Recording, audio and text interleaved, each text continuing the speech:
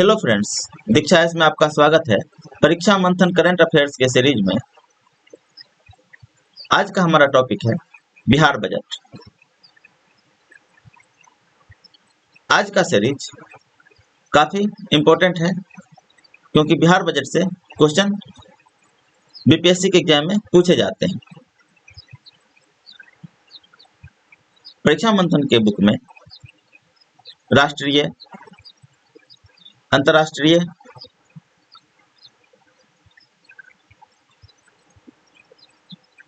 और बिहार, इन तीनों ही से संबंधित करंट अफेयर्स को शामिल किया गया है। इस हिसाब से देखा जाए तो यह बुक 69th बीपीएससी के लिए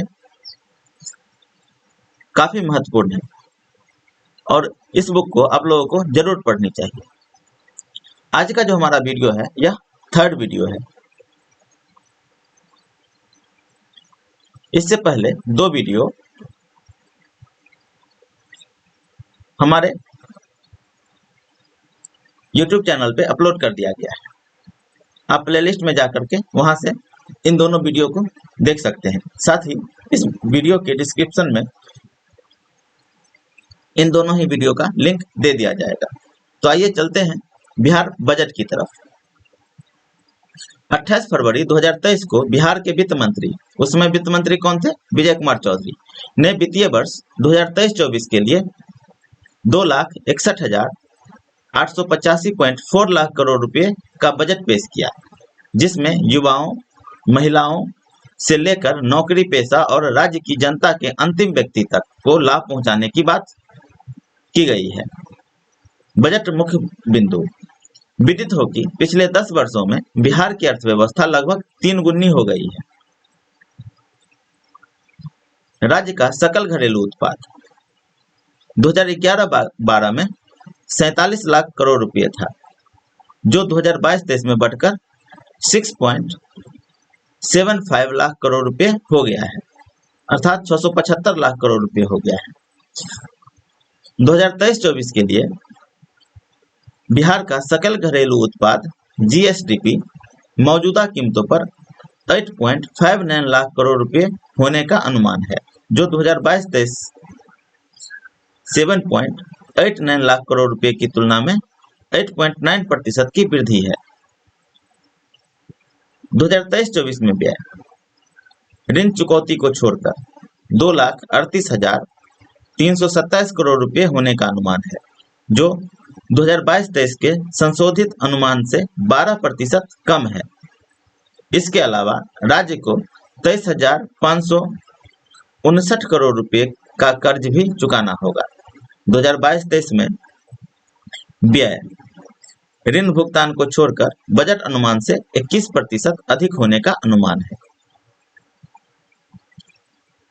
बजट मुख्य बिंदु 2023-24 के लिए प्राप्तियां उधार को छोड़कर 2,12,759 करोड़ रुपए होने का अनुमान है, जो 2022-23 के संशोधित अनुमान से 6% अधिक है। 2022-23 में प्राप्तियां उधार को छोड़कर बजट अनुमान से 2% अधिक होने का अनुमान है। 2023-24 में राजस्व अधिशेष 4,479 करोड़ रुपए, जीएसडीपी का 0.5% होने का अनुमान है। संशोधित अनुमान के अनुसार 2022-23 में राज्य का 28,349 करोड़ रुपए जीएसडीपी का 3.6% का राजस्व घाटा होने का उम्मीद है। राज्य ने बजट स्तर पर 2022-23 में 4,748 करोड़ रुपए जीएसडीपी का 0.6% के राजस्व अधिशेष का भुगतान लगाया था।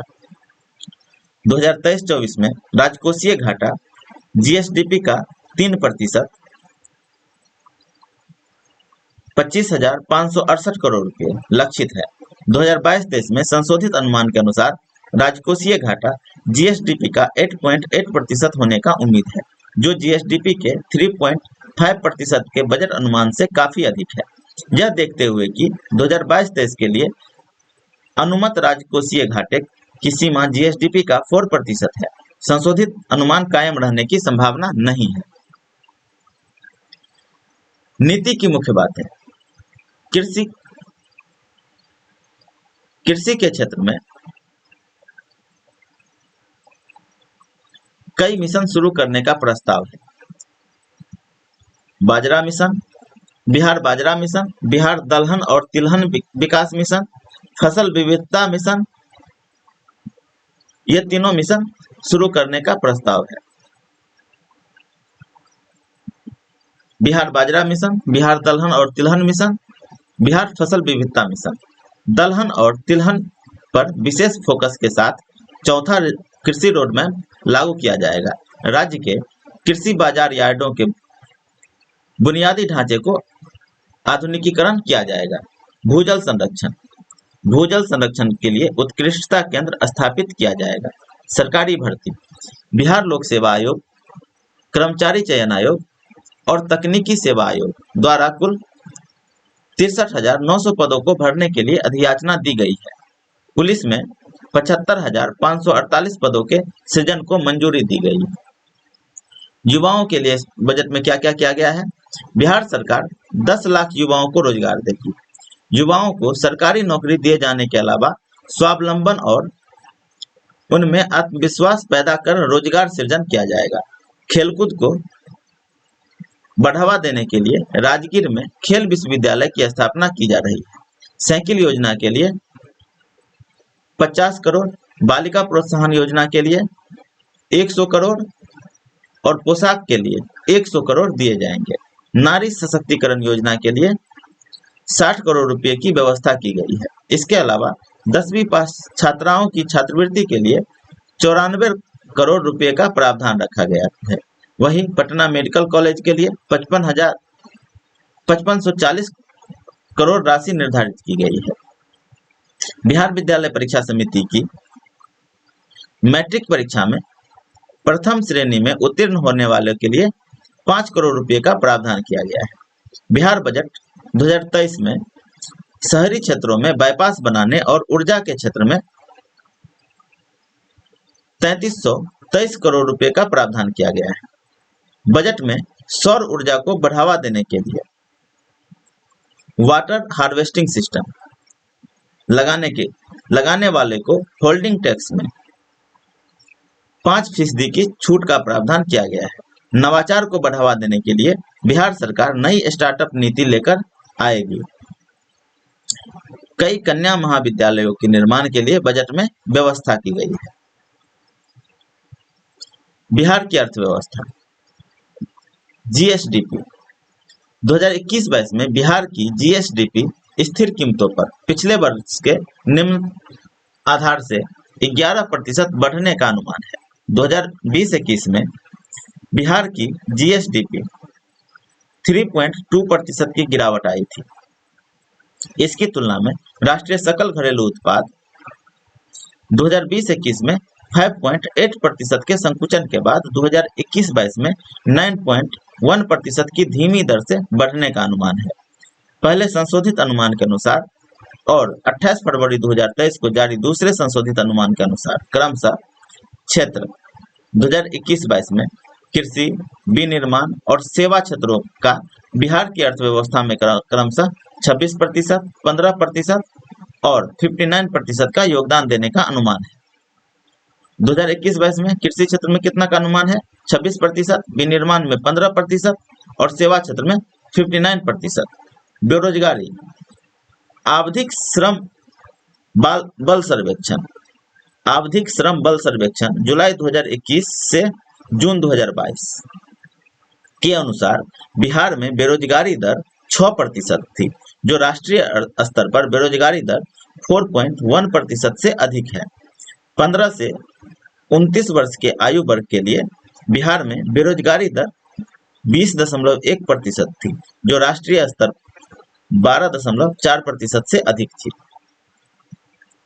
2023-24 के लिए बजट 2023-24 में व्यय ऋण चुकौती को छोड़कर 2,38,327 करोड़ रुपए का लक्ष्य है, जो 2022-23 के संशोधित अनुमान से 12% कम है। इस व्यय को 2,12,759 करोड़ रुपए की प्राप्तियों उधार को छोड़कर और 25,768 करोड़ रुपए की शुद्ध उधारी के माध्यम से पूरा करने का प्रस्ताव है। 2023-24 में कुल प्राप्तियां उधार के अलावा 2022-23 के संशोधित अनुमान से 6% की वृद्धि दर्ज करने की उम्मीद है। 2023-24 में राज्य में 4,479 करोड़ रुपए के राजस्व अधिशेष का अनुमान लगाया है, जो जीएसडीपी का 0.5% है। इसकी तुलना में 2022-23 में राज्य को 28,349 करोड़ रुपए जीएसडीपी का 3.6% का राजस्व घाटा देखने की उम्मीद है। 2023-24 में राजकोषीय घाटा जीएसडीपी का 3% होने का अनुमान है, जो केंद्रीय बजट 2023-24 के अनुसार केंद्र सरकार द्वारा अनुमानित जीएसडीपी के 3.5% की सीमा के भीतर है। केंद्र सरकार के द्वारा जीएसडीपी का अनुमान कितना लगाया गया है? 3.5%, जबकि 2023-24 में राजकोषीय घाटा बिहार बजट के अनुसार 3% रहने का उम्मीद है, जिसमें से जीएसडीपी का 0.5% उपलब्ध कराया जाएगा बिजली क्षेत्र में सुधार करने पर। 2022-23 में संशोधित अनुमान के अनुसार व्यय ऋण भुगतान को छोड़कर बजट अनुमान से 21% अधिक होने की उम्मीद है। इसकी तुलना में प्राप्तियां उधार को छोड़कर बजट अनुमान से केवल 2% अधिक होने की उम्मीद है। परिणामस्वरूप राज्य का राजस्व घाटा और राजकोषीय घाटा संबंधित बजट अनुमान से काफी अधिक होने की उम्मीद है। संशोधित अनुमान के अनुसार 2022-23 में राजकोषीय घाटा जीएसडीपी का 8.8% रहने की उम्मीद है। यह देखते हुए कि 2022-23 के लिए अनुमानित राजकोषीय घाटे की सीमा जीएसडीपी का 4% है। इन संशोधित अनुमानों के टिकने की संभावना नहीं है, इसीलिए 2022-23 में वास्तविक व्यय संशोधित अनुमान से काफी कम हो सकता है। संशोधित अनुमानों की विश्वसनीयता। बजट दस्तावेजों में प्रस्तुत संशोधित अनुमानों का उद्देश्य 9 से 10 महीने के वास्तविक आंकड़ों के आधार पर चालू वित्तीय वर्ष की अधिक यथार्थवादी तस्वीर प्रदान करना है। हालांकि बिहार में संशोधित चरण में व्यय अनुमान अक्सर अवास्तविक होते हैं, जिसके कारण राजकोषीय घाटे का अनुमान सीमा के काफी ऊपर होता है। 2020-21, 2021-22 और 2022-23 में संशोधित अनुमानों के अनुसार जीएसडीपी के प्रतिशत के रूप में राजकोषीय घाटा क्रमशः 6.8%, 11.3% और 8.8% होने की उम्मीद थी। 2020-21 और 2021-22 में वास्तविक के अनुसार जीएसडीपी प्रतिशत के रूप में राजकोषीय घाटा क्रमशः 4.8% और 3.8% था।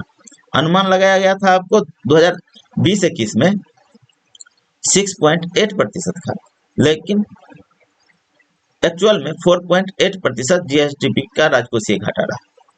और इसी प्रकार 2021-22 में राजकोषीय घाटा 11.3% अनुमानित था, जो 3.8% था।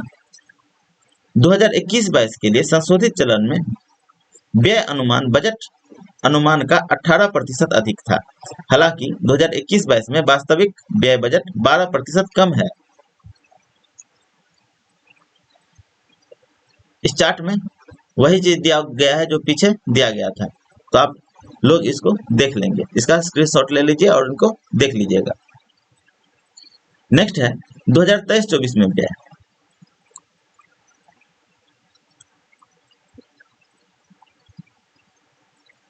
दो 2023-24 के लिए राजस्व व्यय प्रस्तावित है, जो 2022-23 से कम है।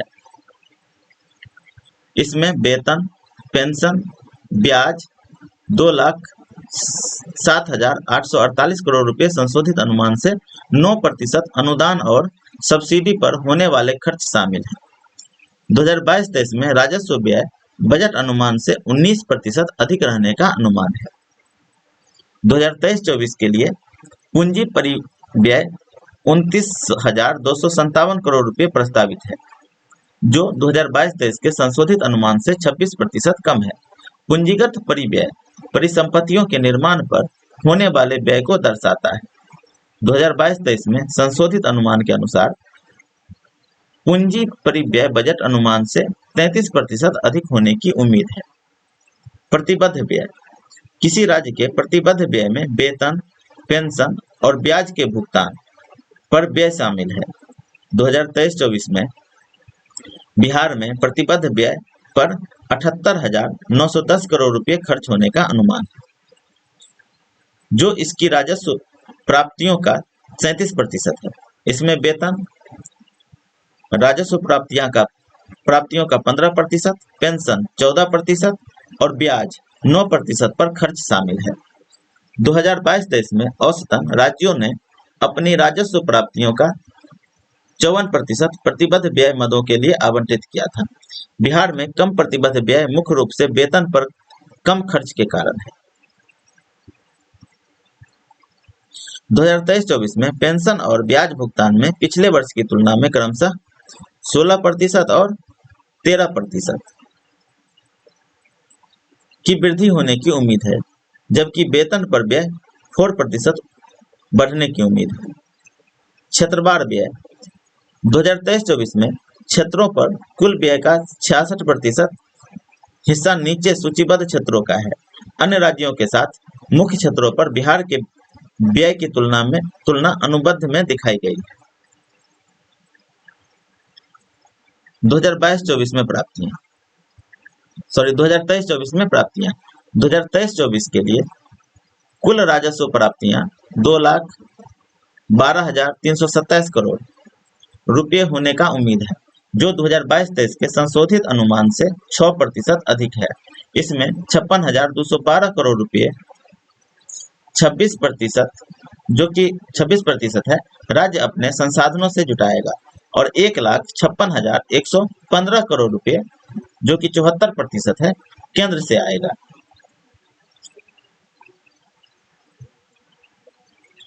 केंद्र से संसाधन केंद्रीय करों में राज्य की हिस्सेदारी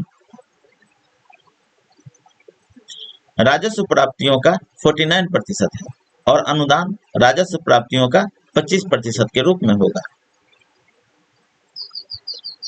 राज्य का अपना कर राजस्व बिहार का कुल स्वयं का कर राजस्व 2023-24 में 49,700 करोड़ रुपये होने का उम्मीद है, जो 2022-23 के संशोधित अनुमान से 20% अधिक है।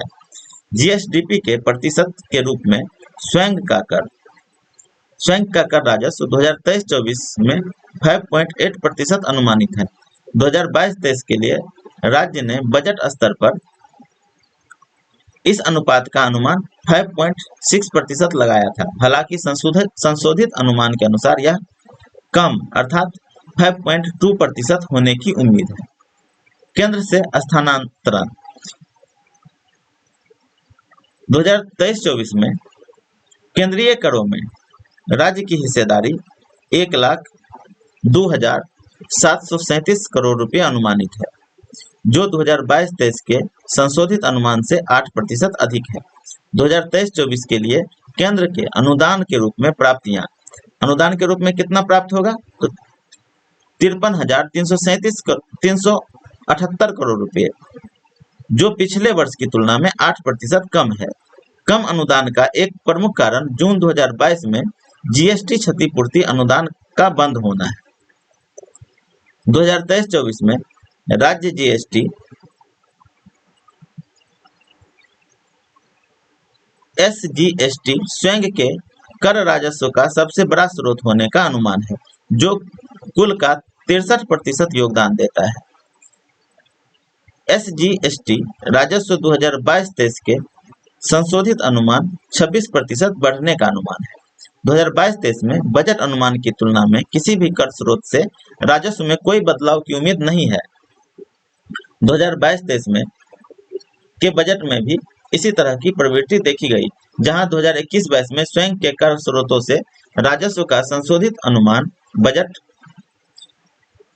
अनुमान के समान था। हालांकि 2021-22 में इन स्रोतों से वास्तविक राजस्व, जैसा कि 2023-24 के बजट में प्रस्तुत किया गया है, इन अनुमानों से काफी अलग है। सरकारी वित्त पर निषेध का प्रभाव। बिहार ने 2016 में शराब पर प्रतिबंध लगाया। 2016 में क्या किया गया था? तो शराब पे प्रतिबंध लगाया गया था। शराब राज्य उत्पाद शुल्क का प्राथमिक स्रोत था। 2012-13 और 2015-16 के बीच राज्य उत्पाद शुल्क से राजस्व जीएसडीपी के 0.8% से 1% के बीच था। 2015-16 में राज्य सरकार को राज्य उत्पाद शुल्क से 3,142 करोड़ रुपए की कमाई हुई, जो 2016-17 में घटकर 30 करोड़ रुपए हो गई और तब से यह नगण्य हो गई है। इसकी तुलना में 2022-23 में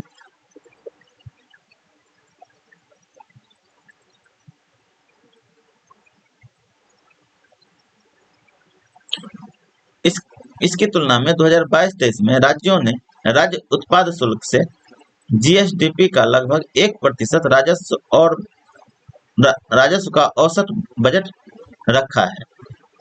राज्य डिस्कॉम घाटे और देनदारियां। बिहार में बिजली वितरण 2 राज्य सरकार के स्वामित्व वाली कंपनियों एसबीपीडीसीएल और एनबीपीडीसीएल द्वारा किया जाता है। इन कंपनियों को लगातार घाटा हो रहा है, जिससे सरकारी वित्त पर दबाव पड़ रहा है। 2017-18 और 2020-21 के बीच 4 वर्षों में इन कंपनियों को 9,100 करोड़ रुपये का संचयी घाटा हुआ। उनका एटीएससी घाटा देश में सबसे ज्यादा है। राष्ट्रीय औसत पर जो घाटा है बिजली कंपनियों का, वह है 22.3%, जिसके मुकाबले 2020-21 में 35.3%। 2023-24 के लिए घाटा। ऋण और एफआरबीएम लक्ष्य। बिहार राजकोषीय उत्तरदायित्व और बजट प्रबंधन अधिनियम 2006।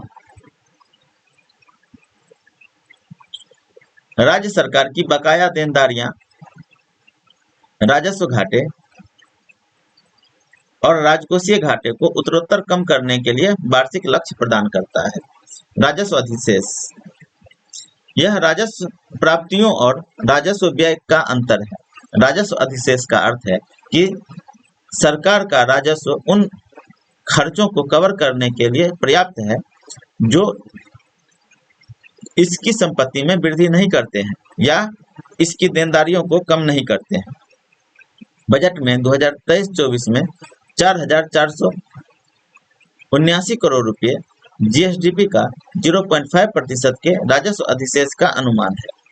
2022-23 में संशोधित अनुमान के अनुसार राज्य को बजट स्तर पर 4,748 करोड़ रुपए जीएसडीपी का 0.6% के राजस्व अधिशेष के लक्ष्य के मुकाबले 28,349 करोड़ रुपए जीएसडीपी का 3.6% का राजस्व घाटा देखने की उम्मीद है। 2021-22 में राज्य में 422 करोड़ रुपए जीएसडीपी का 0.1% का राजस्व घाटा देखा गया।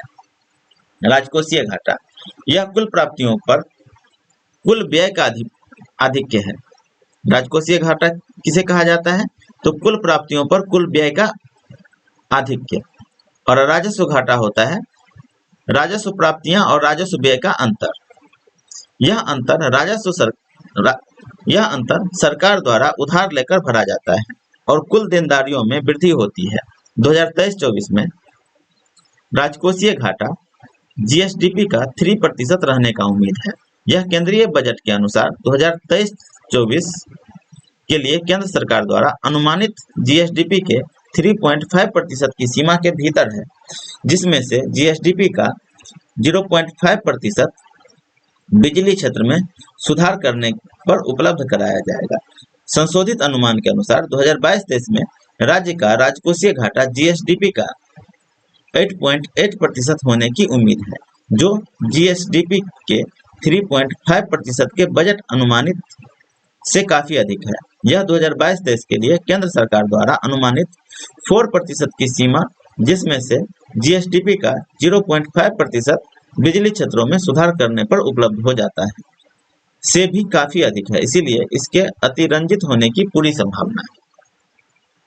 2021-22 में भी संशोधित चरण में राज्य ने जीएसडीपी के 11.3% के राजकोषीय घाटे का अनुमान लगाया है, जिसमें व्यय ऋण चुकौती को छोड़कर बजट अनुमान से 18% अधिक होने का अनुमान है।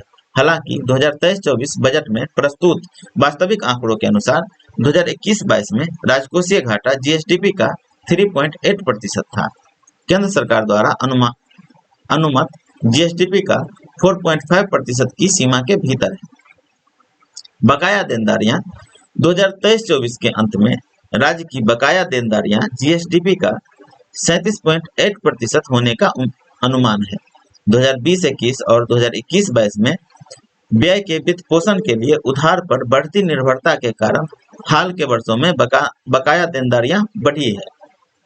बकाया सरकारी गारंटियां राज्यों की बकाया देनदारियों में कुछ अन्य देनदारियां शामिल नहीं है, जो प्रकृति में आकस्मिक है, जिन्हें कुछ मामलों में राज्यों को पूरा करना पड़ सकता है। राज्य सरकारें वित्तीय संस्थानों से राज्य सार्वजनिक क्षेत्र के उद्यमों के उधार की गारंटी देती है। 2021-22 के अंत में बकाया गारंटी जीएसडीपी का 3.7% होने का अनुमान है, जो 2020-21 के अंत में जीएसडीपी के 2.7% से तेज वृद्धि है। शिक्षा बिहार में 2023-24 में शिक्षा के लिए अपने व्यय का 17.9% आवंटित किया है। यह 2022-23 में राज्यों द्वारा शिक्षा के लिए औसत बजट 14.8% से अधिक है। स्वास्थ्य बिहार ने अपने कुल व्यय का 7% स्वास्थ्य के लिए आवंटित किया है, जो राज्यों द्वारा स्वास्थ्य के लिए औसत बजट 6.3% से अधिक है। कृषि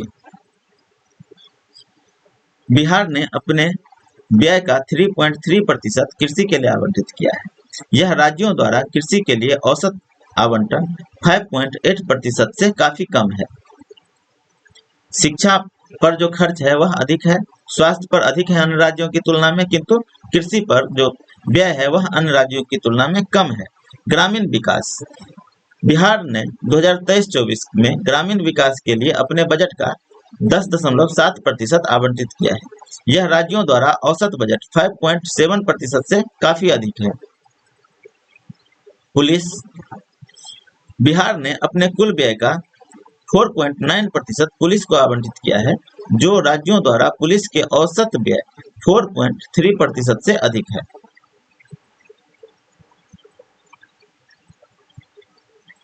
सड़कें और पुल बिहार ने अपने कुल व्यय का 4% सड़कों और पुलों के लिए आवंटित किया है, जो राज्यों द्वारा औसत आवंटन 4.5 से कम है। तो याद रखिएगा कि कृषि पर राज्य सरकार का व्यय जो है अन्य राज्यों की तुलना में कम है, और सड़कों तथा पुलों पर जो खर्च है वह अन्य राज्यों की तुलना में कम है। बाकी शिक्षा, स्वास्थ्य, ग्रामीण विकास, पुलिस, इसमें अन्य राज्यों की तुलना में व्यय अधिक है।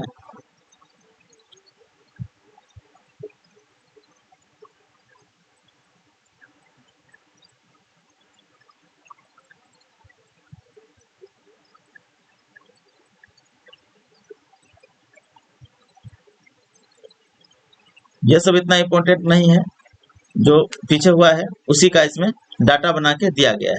जैसे कि भू राजस्व 2021-22 में 500 करोड़ रुपये था, 2021-22 में 284 करोड़ रुपये है, और इस दोनों का अंतर जो है वह -43% है। इसी प्रकार राज्य जीएसटी 2021-22 में 20,621 करोड़ रुपये था,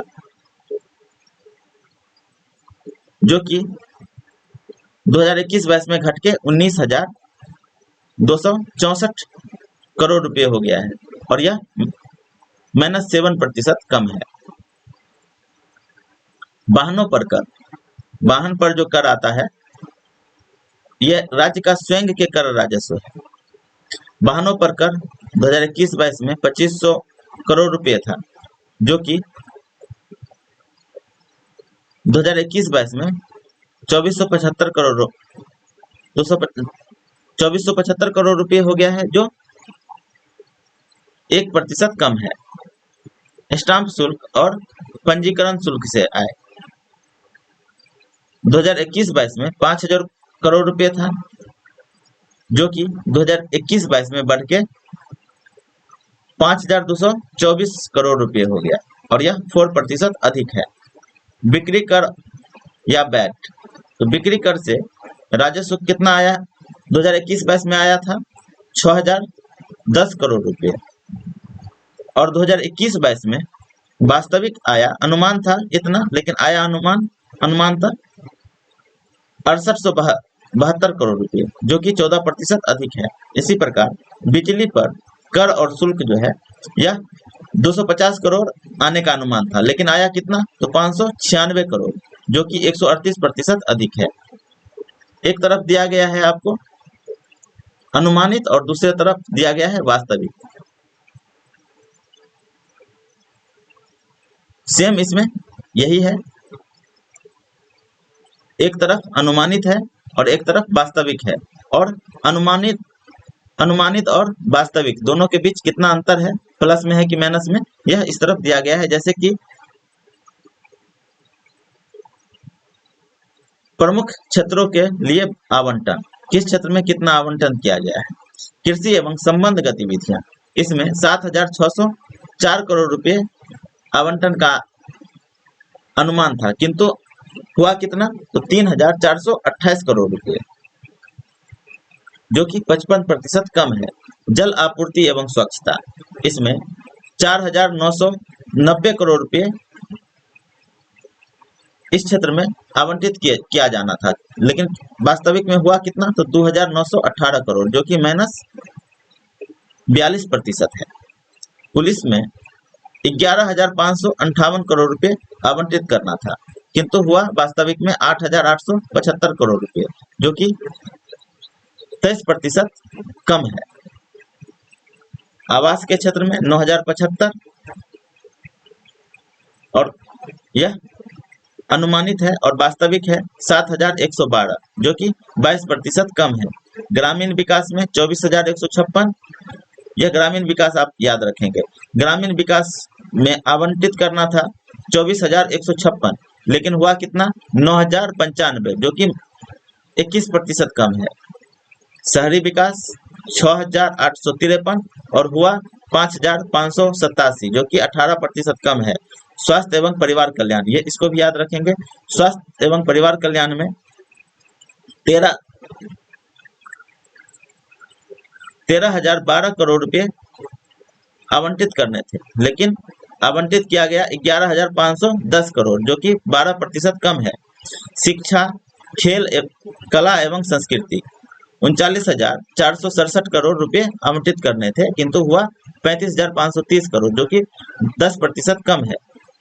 सिंचाई एवं बाढ़ नियंत्रण 5,047 करोड़ रुपए आवंटित करने थे और किया गया 4,712 करोड़, जो कि 7% कम है। परिवहन पर व्यय करना था 8,411 करोड़, लेकिन किया गया 8,963 करोड़, यह 7% अधिक है। परिवहन में सड़कें और पुल पर किया गया 7,800 करना था, किंतु 7,547 किया गया, जो कि 3% कम है। समाज कल्याण एवं पोषण पर 12,610 करोड़ करना था, किया गया 13,452 करोड़, जो 7% अधिक है। SC, ST, OBC और अल्पसंख्यकों का कल्याण, इसके लिए करना था 3,702 करोड़, लेकिन किया गया 4,294 करोड़, जो कि 16% अधिक है। और ऊर्जा के क्षेत्र में खर्च करना था 8,478 करोड़, लेकिन किया गया 10,426 करोड़, जो कि 23% अधिक है। तो इसके साथ ही आज का वीडियो यहीं पे समाप्त होता है। अगर आप लोगों को वीडियो अच्छा लगे तो वीडियो को लाइक कीजिए, सब्सक्राइब कीजिए और अपने दोस्तों में शेयर कीजिए। अभी तक फर्स्ट, सेकेंड और थर्ड क्लास हो चुका है, इससे संबंधित क्वेश्चन कल लाया जाएगा। धन्यवाद।